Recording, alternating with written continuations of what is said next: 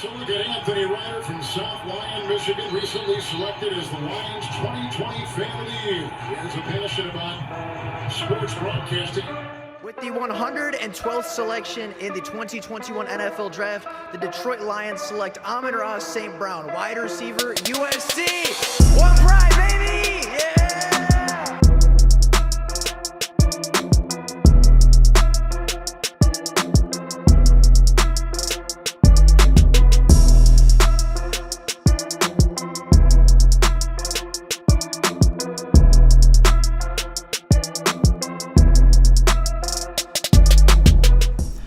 What is going on, everybody? Welcome back to another Detroit Lions video. The Detroit Lions kicked off their 2022 NFL season yesterday versus the Philadelphia Eagles, and despite the unfortunate 38-35 loss, there were quite a few good things to take away from this game. Of course, with the first game of the season being underway and being over with, we got a really good look at what this 2022 Detroit Lions team is going to look like for the future and what they're going to look like for the remainder of this season. So today we're just going to recap the game. We're going to go over the stats, we're going to go over the leaders, we're going to go over the standouts, and of course the positives and negatives from the game. We're going to talk about what went right, what went wrong, what the Lions can lean on moving forward, and what they need to address as well. So we have a lot to talk about, ton to get into, so without any further ado, let's get in, start taking a look at week one versus the Philadelphia Eagles. Now, as I said, unfortunately, the Lions did end up losing this game by a score of 38-35.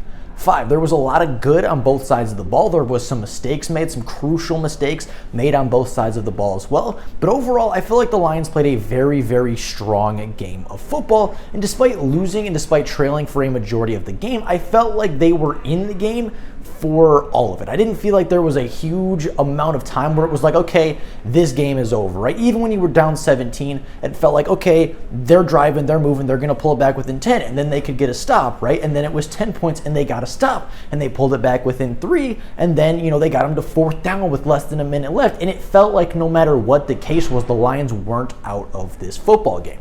Now, looking at the statistical leaders, Jared Goff threw, of course, as the starting quarterback for the Lions, threw 21 of 37 for above 50% completion percentage, but not by a whole lot. Threw for 215 yards, 2 touchdowns to 1 interception.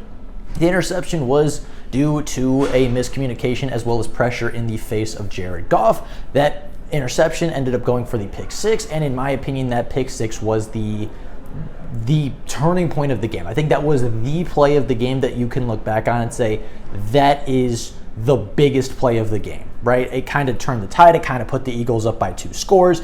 It really changed momentum for a large majority of that second quarter. And I think that pick 6 is the pinnacle point of this game and one of the major reasons and one of the major plays you look at as to why the Lions lost. Now, getting on to the rushing stats, the Lions had a phenomenal ground game yesterday as DeAndre Swift had a career-high 144 rushing yards on 15 carries, led the league in rushing yards for a majority of the day, ended his game with 15 carries for 144 yards and 1 touchdown. He is currently 3rd in the NFL in rushing yards as well as leading the league in yards per carry. Jamal Williams had 2 touchdowns on 11 carries. Wasn't super productive with those carries, but as I said, scored twice, and that is at the end of the day what he is meant to do. Amon-Ra St. Brown did have a few drops yesterday, but he did walk away from the game with 8 receptions for 64 yards and a touchdown. DJ Chark had the other receiving touchdown in his debut with Detroit, having 4 receptions for 52 yards and, of course, the score. Tracy Walker led the team in tackles yesterday with 8 and did come away with the game's lone sack for the Detroit Lions defense.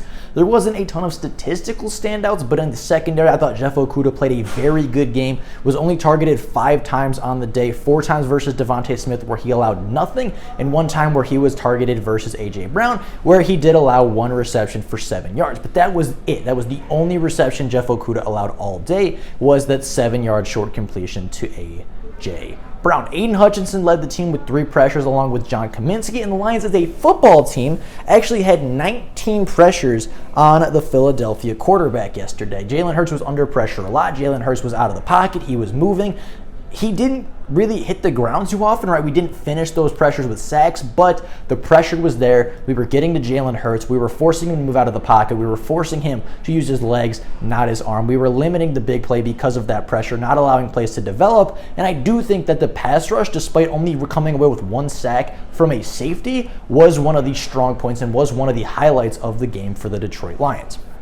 Now, looking at overall offensively, I think the Lions need to be a little bit more consistent on offense, right? They came out very strong in the first quarter. They kind of scored once in the second quarter and then kind of tailed it off, right? They couldn't really get their stuff together very well. They, just had a very, very down second quarter. They came out the third quarter. They kind of had a little bit more life, and then kind of towards the end of that third quarter, they really picked it up, really kind of started to find their stride again, found what works. Jared Goff kind of got that confidence, right? Made a couple big throws, found that confidence, found that stride, and they cruised right through the fourth quarter and were putting up points pretty much effortlessly at will.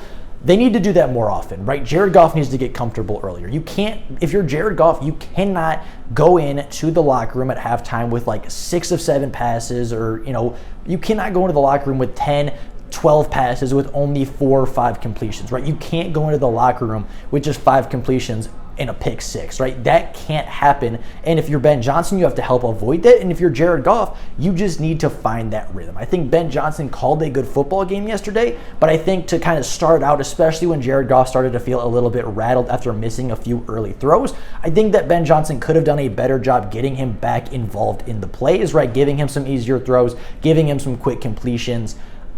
Eventually they found their stride, but early on it was something that the Lions struggled with, and I think it's something they need to improve on going into week 2, just finding that stride early, right? Getting your players comfortable, getting your players in that groove, right? DeAndre Swift was comfortable early, so you need to rely on him more. Jared Goff was not comfortable. You got to give him some easy completions, some easy footballs to throw to get him in rhythm and get his confidence back up. Because once that confidence was there, right, once he completed that downfield throw to Josh Reynolds, it felt like it kind of clicked, right? It felt like, okay, I can make these throws. I got a clean enough pocket. Jared Goff seemed to get it after that throw, and it just comes down to making that throw before the third quarter starts. Now, getting on to defensively, I thought the defense played pretty well. They did give up 31 points, which was unfortunate. They did struggle to contain the quarterback run, which was painful to watch. But I didn't think that they played a bad brand of football. And I think if they were to play a less mobile quarterback, somebody that wasn't named Jalen Hurts, Lamar Jackson, Kyler Murray, they would have had a lot more success statistically, right? As I said, they had 19 pressures as a defense, and rookie Aiden Hutchinson had 3 of those 19 pressures, playing 90% of the defensive snaps for the Detroit Lions. They got pressure. They got the push. They just need to finish the plays, and those plays are going to come, right? Those finishing plays are going to come as, we play less mobile quarterbacks. Like Mac Jones is not escaping that. Carson Wentz might not even be escaping that next week, right? We have Drew Lock or Geno Smith on the schedule. We have, some truly not mobile quarterbacks, right? Jalen Hurts is one of a few quarterbacks that can make the plays that they did last week. And yes, stopping a mobile quarterback is certainly going to be beneficial for the Detroit Lions because they do still play Justin Fields twice. They do play Josh Allen, who is more than a mobile quarterback at this point in his career, right? We have mobile quarterbacks to stop later on in the season, but for the ones that we don't, for the Carson Wentzes, for the, Geno Smiths, for the Mac Joneses, for, I'd even say Tua is not really that big of a scrambler, right? Baker Mayfield's not a scrambler. We can get to the quarterback, right? The Lions defensive line got pressure, got nearly 20 pressures on arguably the best offensive line in football. And if their quarterback wasn't as mobile, if their quarterback wasn't as ready to get out of the pocket and extend those plays, the Lions very well could have walked away with 3 to 4 sacks in that game and turned the tide defensively. Now, the Lions, as I said, did give up 31 points, which is unfortunate to see, but their pass defense, again, didn't play as poorly as I originally thought. Going back to the statistics, they only allowed 243 passing yards and no passing touchdowns, and Jeff Okudah looked good. Amani did get beat a couple of times, but it wasn't for any massive plays. They only gave up 1 massive play through the air, which was that 52-yard reception given up by Will Harris, a backup cornerback because Jeff Okudah was not on the field, right? Yeah, The big play happened. Yeah, the secondary didn't have any turnovers, but they also didn't give up any scores. So I can't really complain about the secondary not giving up points because that's their job. Yes, A.J. Brown had a big day. Yes, he had 8 receptions for 150. He didn't score, and that's their job. Their job is to not let them score, right? Jalen Hurts had no passing touchdowns. The defense had things to work on for sure, but there was bright spots. The pressure was there. The secondary coverage was there. The linebacking play even was there at moments throughout the game. And there are things to improve. There are things to get better about. But this wasn't it wasn't the worst defensive performance the Lions could have walked out with this season. And when you look at this game, right? Yes, the Lions lost this game. But looking back at this game, right? Looking back offensively versus defensively, the defense gave up 31 points. The Lions offense scored 35. The Lions offense outscored what the defense allowed, which is why, again, I come back to that point of, well, that pick 6 is the changing and is the turning point of the game. It's that pinnacle point that really, really changed the game for the Detroit Lions. And if that pick 6 doesn't happen, if that turnover doesn't happen, I think we're looking at a completely different ball game. Now, going over some of the coaching stuff, for those of you that are calling for Dan Campbell's job, he is more than capable of coaching. Did he make some mistakes? Yes. Was the onside kick my favorite call? No. I didn't think it was a great call right when it happened, and I didn't think it was a great call once the Philadelphia Eagles recovered it. But it wasn't the call that finished the game, right? It's not like that was the lone thing that lost us the football game, right? Were there some miscommunications on defense? Yes. Those things did not necessarily cause us to lose the football game because, yes, there were some communication problems. Yes, there was a couple plays where there was a play where there was only 10 defenders on the field and the Lions needed to call a timeout. That is something that needs to be fixed. But Philadelphia had the same problems. Philadelphia had 3 separate penalties of 12 men on the field in that game. More penalties than the Detroit Lions in that game. So, yes, there were mistakes. Yes, there were things that needed to be cleaned up. Yes, players, coaches, personnel, whatever the case may be, there are things that need to be cleaned up, but make no mistake, this was not a bad football game for the Detroit Lions. They played a very tough, very good game versus a playoff level opponent, and looking at the Lions' schedule this year, Philadelphia may be the 3rd strongest team that they play.